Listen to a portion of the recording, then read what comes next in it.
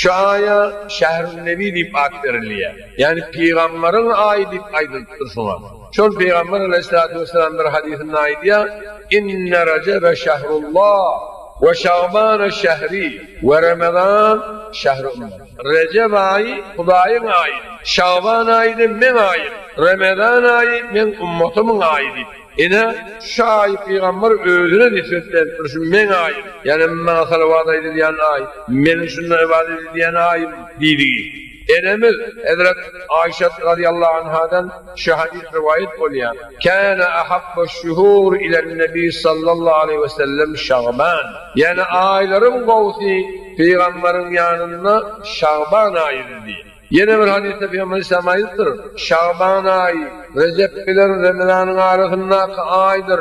Adamlar bu aydan kafıldırlar dedi. Şu ayın içinde ameller Hudayı Tebarek ve Teala götürülüyendir. Men amelim götürülmeyini isledim, ağzım arada bulunuyadıydı. Men şu aydımdan arada tutuyan, ağzım arada ka amelim götürülüyendir diye.